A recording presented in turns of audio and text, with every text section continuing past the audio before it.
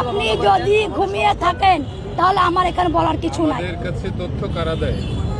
আমি তো বললাম, আপনি আমাকে প্রশ্ন করতেছেন কোন ডিস্ট্রিক্টে হয়নি, আপনি আমাকে সেই ডিস্ট্রিক্টের নামটা বলেন। রংপুর, খুলনা, সম্প্রতি বলতে কোথায় বলছেন? কোন ডিস্ট্রিক্টে মুসলিমের উপরে হয় নাই? শেখ হাসিনা প্রেসিডেন্ট ছিল, প্রধানমন্ত্রী ছিল, উনি কি মুসলিম না হিন্দু? মুসলিম না। উনি অন্যায় করছে, ওনারে বের করে দিলে সমস্যা নাই, কিন্তু একজন হিন্দু অন্যায় করলে ওরা বের করে দিলে সমস্যা। আপনাদের সাইনবোর্ডটাই আগে হচ্ছে, সাইনবোর্ডটা পাল্টান। সাইনবোর্ডের মধ্যে লেখা আছে হিন্দু, বৌদ্ধ, খ্রিস্টান ঐক্য পরিষদ। কেন রে ভাই, আমরা কি দোষ করলাম? আমরা তোমাদের ভাই না? আমরা তোমাদের ভাই না?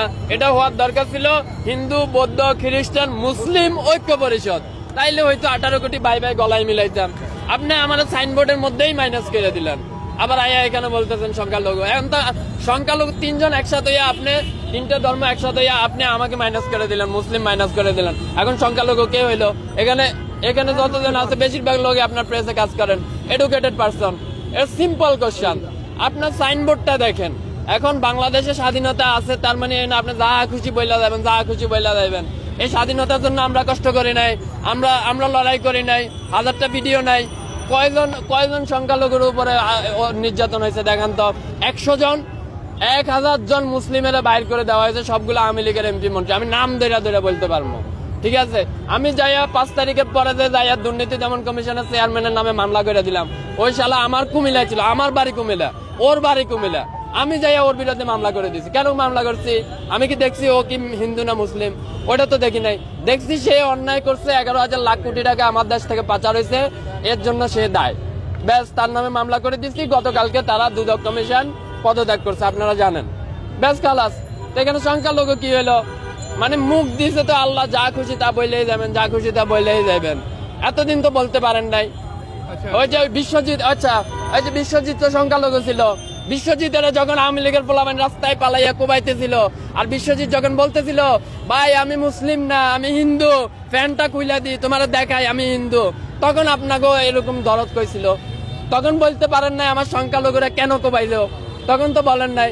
কেননা তখন আপনার মা ছিল শেখ হাসিনা, তার পোলারা হচ্ছে কোবাইছে, এর লাগে আপনি কিছু বলতে পারেন নাই। বিশ্বজিতের ঘটনাটা সারা ওয়ার্ল্ডে কে দেখে নাই? কে দেখে নাই? কে দেখে নাই? প্রেসে কাজ করে, জেনারেলি রাস্তায় থাকে, একজন এডুকেটেড পারসন, কে জানে না? Everyone know that. বিশ্বজিতের ঘটনা, সে হিন্দু ছিল, তারে বলতেছে যে আপনি শিবির করেন। এটা কই সে বলতেছিল, প্রকাশ্যে বলতেছিল যে না আমি শিবির করি না, আমি হিন্দু, প্যান্টটা খুলে দেখায়। এইরকম অবস্থায় হতো আওয়ামী লীগের লোকেরা পালাইয়া কোবাইছে না? তখন আপনাদের সনাতনী চেতনা কইছিল ভাই, এখন কেন চেতনা আইছে? আমি তো মনে করি প্রতিজন বাংলাদেশির এই যে ওনাদের যে সাইনবোর্ডটা আছে, এটা নিয়ে হাইকোর্টে রিট করা উচিত। কেন রিট করা উচিত? এই হাইকোর্টে এই সাইনবোর্ডটার মধ্যে লেখা আছে হিন্দু, বৌদ্ধ, খ্রিস্টান ঐক্য পরিষদ। আরে ভাই, 18 কোটি দেশের মধ্যে আমরাও তো মুসলিম, আমরাও তো তোমার ভাই, তুমি আমারে মাইনাস করে দিলা। এটা কোন ধরনের আবেগ হইলো? কোন ধরনের ভালোবাসা হইলো? এইভাবে করে তুমি ঐক্য করতে পারবে? আচ্ছা, ঐক্য মানে কি? What is the meaning of the ঐক্য?